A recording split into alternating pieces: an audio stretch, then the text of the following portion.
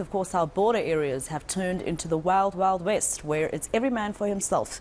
These are the words of AfriForum's Jacques Broodryk, describing the country's porous entry and exit points.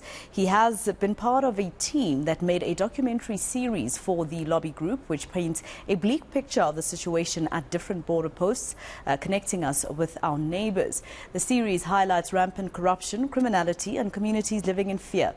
Jacques Broodryk joins me now live via Zoom just to give us more details about what he has seen at the ports of entry. Jacques, thank you very much for your time here on eNCA.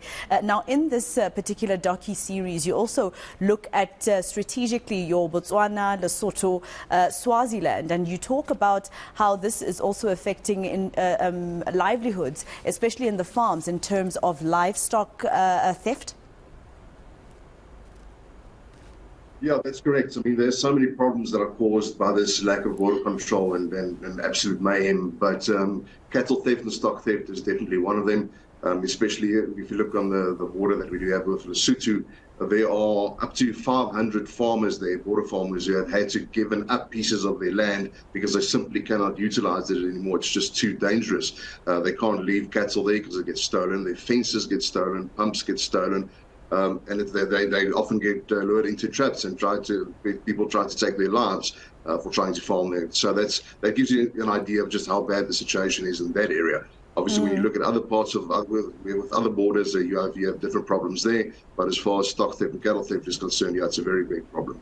And the socio-economic effects of this all, I mean, for someone to have to leave their land behind for safety because maybe they can't afford their own security. Yeah, well, and then you have to remember the big impact that minimizing farming operations in an area has. It's not just the farmer and his family that's affected. He has workers who he then has to let go, who we can't support anymore. Those workers have families who they can't support anymore. So it's a very big snowball effect, and it has terrible consequences for everyone involved. It is definitely a vicious cycle. So basically, yet again, we find ourselves as South Africans having to do everything ourselves because the kinds of services that we have given or entrusted in the hands of the people who are supposed to give that security are actually not happening. Those services are not given to us. Yeah, absolutely. That's why AfriForum has 168 civilian safety structures countrywide, many of them in farming areas and in border areas. And these volunteers patrol their own areas. They patrol large parts of the border where the military simply just doesn't do it. And that's unfortunately what we've gotten down to. We're in a situation where civil society is being forced to do the state's work without the state's resources, which obviously makes it very challenging. But going to the South African Defence Force and the Border Management Authority and the work that they're supposed to be doing, that is a very big problem, because even though we do still have a handful of dedicated soldiers and police officers and customs officials who are still honestly trying to do their job, a very large part of these people are extremely involved in the corruption itself.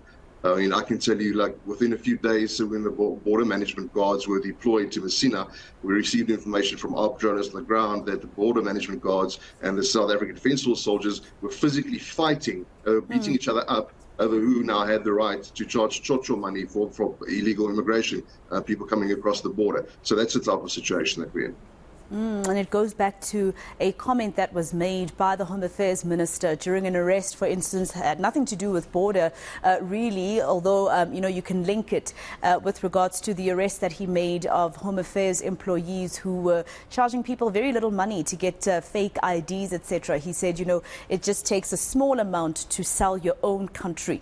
And that's what you're describing there. But what about those volunteers that you're talking about, that civil society has been able to take to some of these areas to help with security? What do they describe in terms of the safety for their lives, whether they fear that? Because, when these crimes happen, the people who actually perpetrate the crime have nothing to lose. And so they will do even the extreme, murder, for instance. They will go to that length.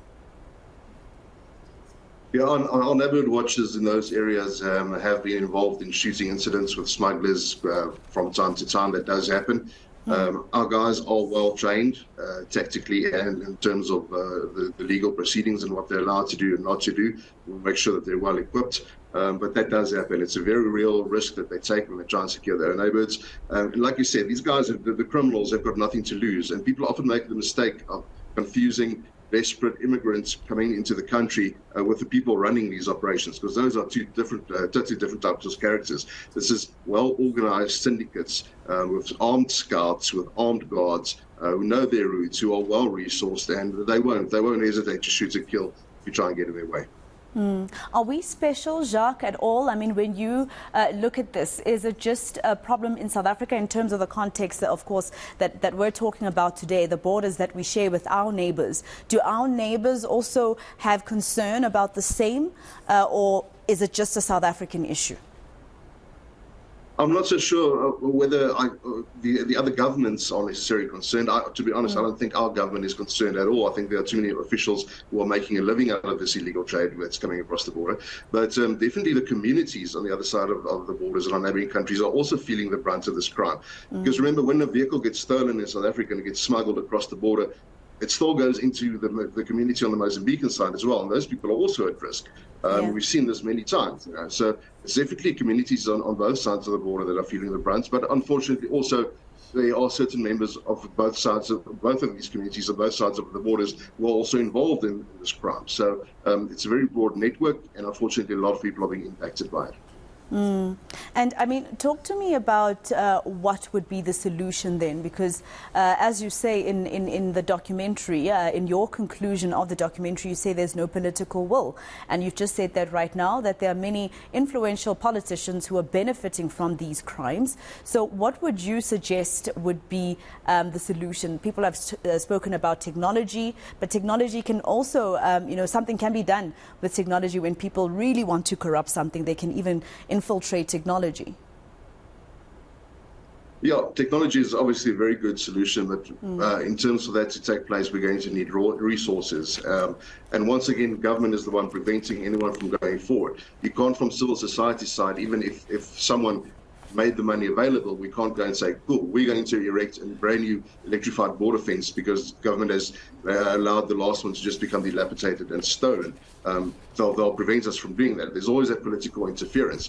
So the best that we can do at the moment is to get communities in those areas organized, mobilized, trained, well-trained, how to act within the confines of the law, what their rights are to protect themselves and their communities, and get them to start acting on this. The other thing that we can do is continue to put pressure on government, even though I don't have a lot of faith in that bearing a lot of fruit, but it's still our responsibility to keep them on their toes. And I think more people should get involved, and more people should realize the massive impact that this has on the country. I mean, even if you're not living in a border area, if you look at a border like Beitbridge, for instance, the things that come across that border, illegal explosives that are then brought into and used for illegal mining operations in the center of the country. Those explosives are used in cash and transit robberies and in ATM bombings. So we are all feeling the consequences of these uncontrolled borders. Firearms get smuggled across there, narcotics, massive amounts of narcotics. So our children are feeling the effects of that, whether you live in the border area or not. So I think it would be a very good thing if the broader society of South Africa could also start realizing how big this problem is and that we need people to get involved. So basically we're on our own. Jacques, thank you so much for speaking to us, and thank you for your time. We were just showing a little bit of what your docu-series promises for those who would like to watch. That is Jacques Broodryk. He is AfriForum's campaign manager and filmmaker.